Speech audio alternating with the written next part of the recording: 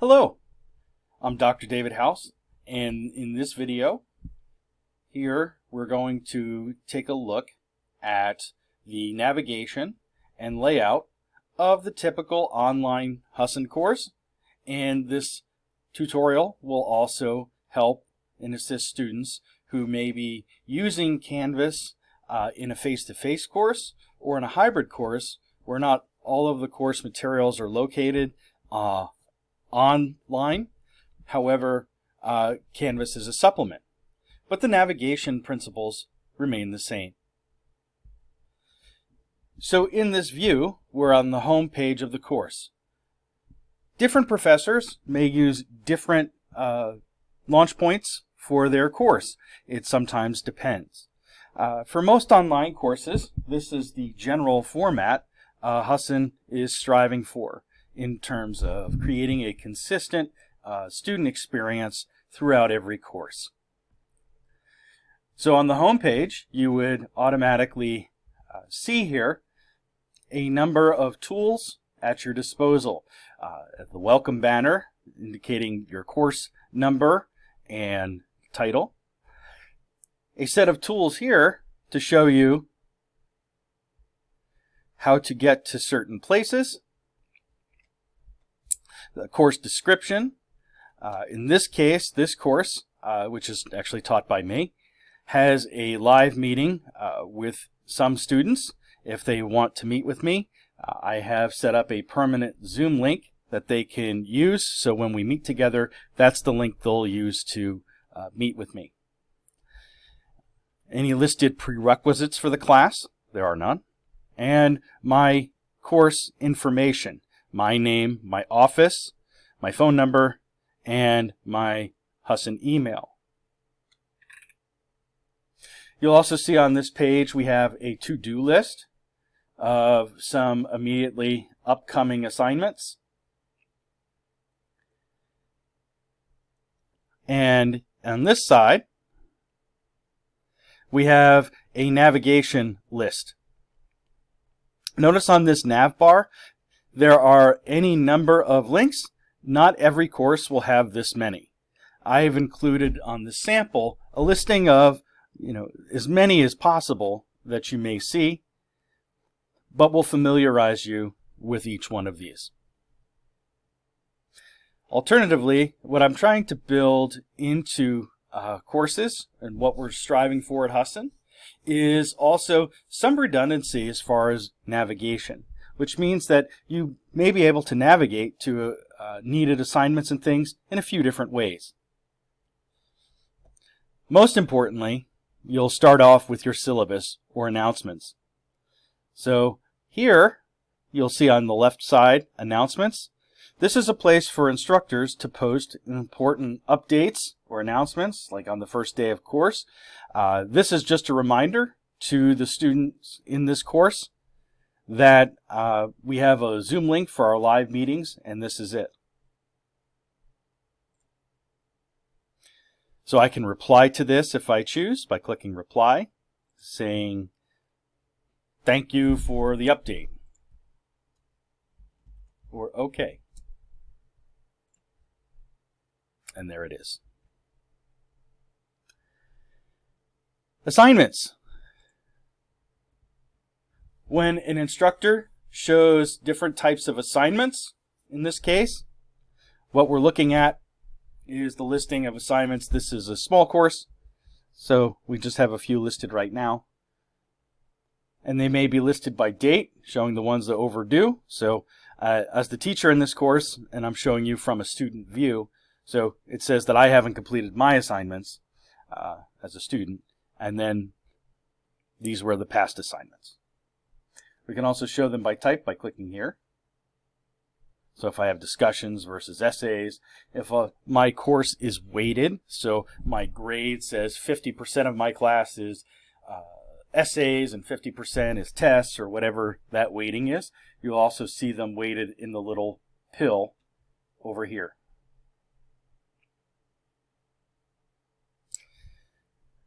We can go back to home. By clicking on Syllabus, this will take us to our syllabus. our syllabus language.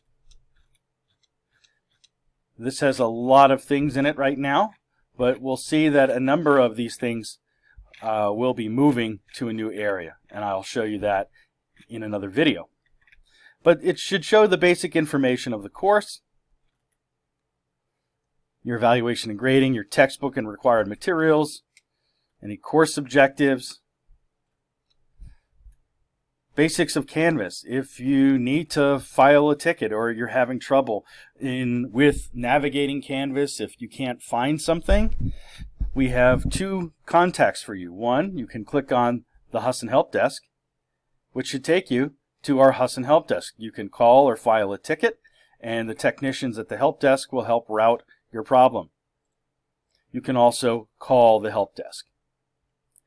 Or you can file your own ticket in this system by filing a ticket.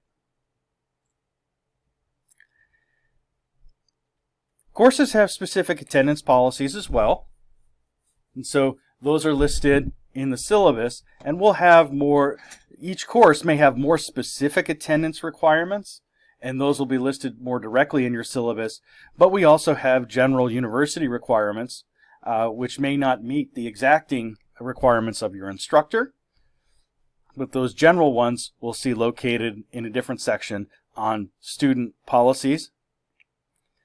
This is true for academic honesty, our disability services and policy, the sexual assault misconduct policy, non-discrimination, religious observance, consent to use data for research. These policies can also be found in another panel here, which we will show in a moment.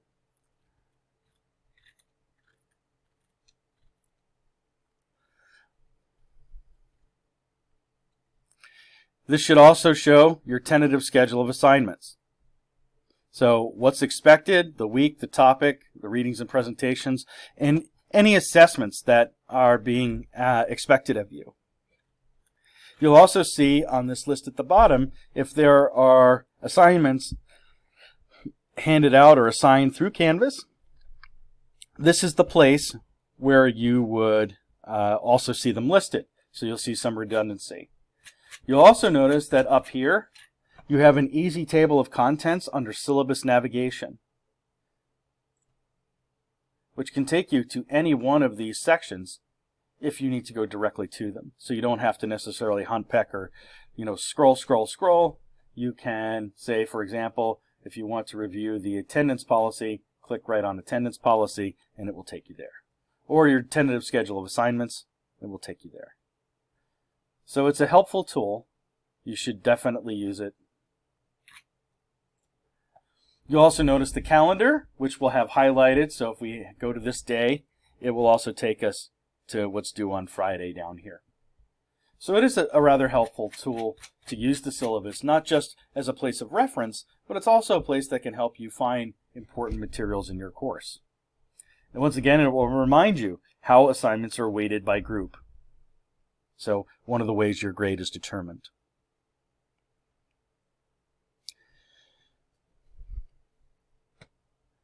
Most courses will show the heart or meat of the course done in modules. So in this case, this is a place where course units are laid out. So in this case, in the short course, this is a course that is supplementing. So we have Unit 1, which we went through, and we'll see here's a direct listing, sort of in order, my learning outcomes, some of my course content, and some assignments I may have. So let's navigate from the top. Just start at the first one and move along. You'll also notice that I have, in this case, dual redundancy. So I have this breadcrumb trail at the top that can take me to each element of my module. And I also just have the next button. Either way, it can take me to the next. Not every course will have this breadcrumb trail. So some instructors think it can be cluttering, so I would just go to the next button. And when I go to the next button, what we see here, or the breadcrumb trail, I see that. Or if I just use next, it will take me to the same place. Here, we'll find our content. So your instructor, think of this like walking into your physical classroom, and your activities or some of your lecture material or other learning activities for the day. These are things that you're expected to complete. So a short introduction. We're moving towards most courses telling you how much time you should estimate it will take to complete the materials in this page. So we say the presentations in this section should take between 2 to 3 hours to complete. You'll notice here one of the things that we're reviewing are types of sources. And we just click on the index card headers there to move along with the text. And we have a series of presentations.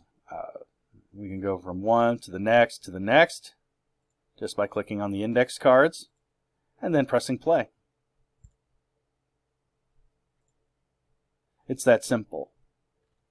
Same here. Also notice that sometimes we have a little extra.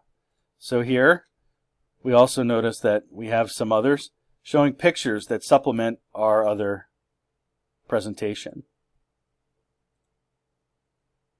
So be aware as you go through to be thorough with this material. Once again, I can either use next or I can go here. And notice we know that this will be a discussion assignment. In here, I've asked students to read a particular article.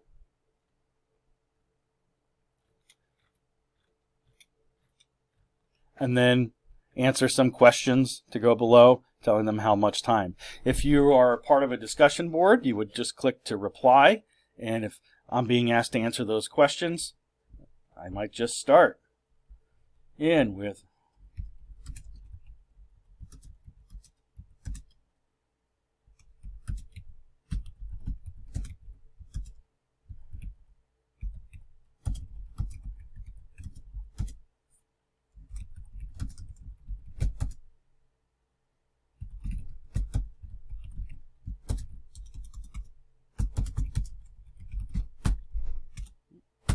if I could type better and faster, I would have a smoother video here. But when I'm done, I would just click post reply.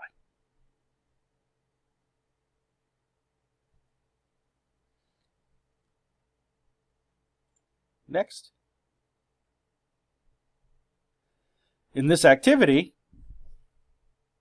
the students in this class participate in this activity verbally in a Zoom conference. We also notice that there's a link, so we should follow the link. And this is a reading assignment. But in any case, you will see if this is something you're required to submit online, you will see a button that says Submit. You'll click on that and you will submit your answer either in a text box like you did for the discussion board, or it may ask you to upload a file. And you would attach it very much like you would attach a Microsoft Word document or some other kind of document to an email. And so we'll show you that in just a moment. So, if in this case I was expected to submit an assignment online, so I've altered it for the case of our example, I would go to the Submit Assignment button here.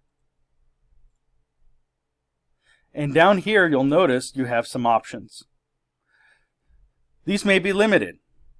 I can upload a file, right?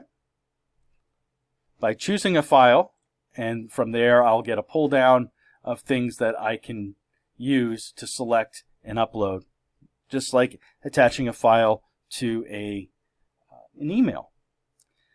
In Google Drive, I could hook up one of my Google documents or a drive in there, and I can load it right in. You may not be allowed that choice depending on the assignment and your instructor, so be aware. But I wanted to show you this, and then when you're done, you click Submit Assignment. And if you forget to attach something, you must attach at least one file to the assignment. Okay, I'll choose a file, and I'll say, all right,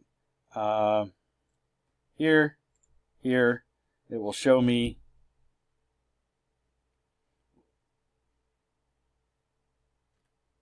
what I've added, submit assignment,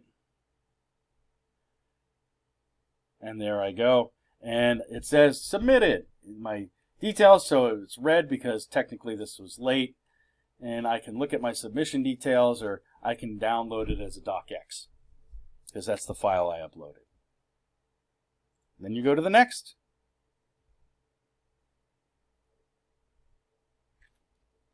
And I start Unit 2, same thing.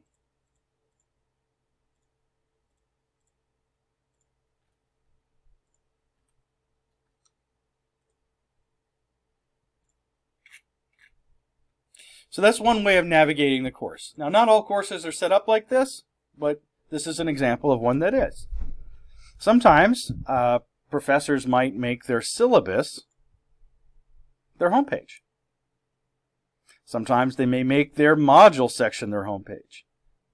Sometimes they may make their assignment section their homepage, and they'll list dates next to their assignments, and they're asking you to sort of go in order to follow them. Files are sometimes open to students, sometimes not. And those files are simply times where the instructor may upload a file and ask you to locate a file and use it. So maybe there's a template they're giving you. You'll also see that you have a link to Google Drive. Here's a link to our library.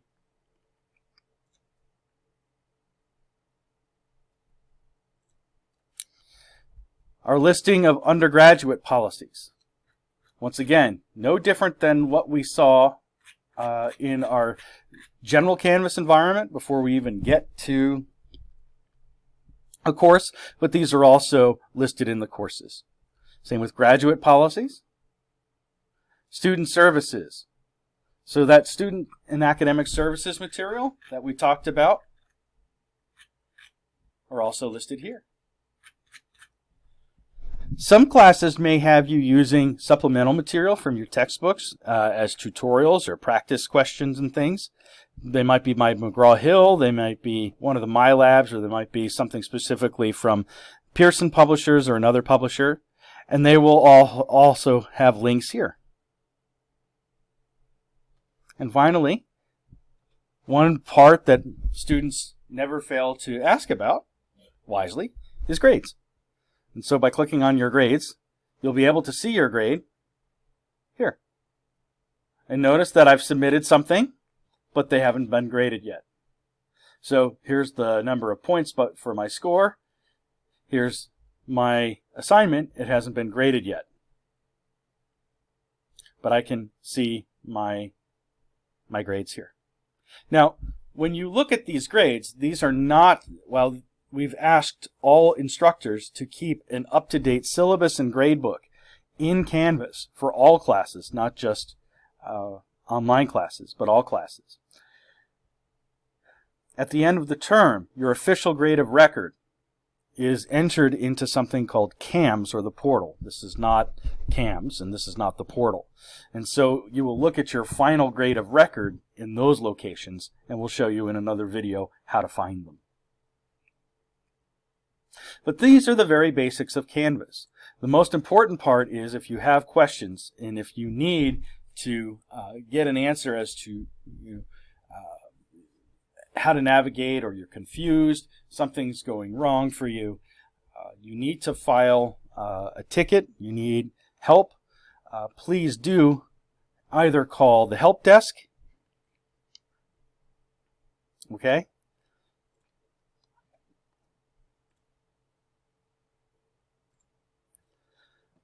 Or contact this phone number right here. Thank you.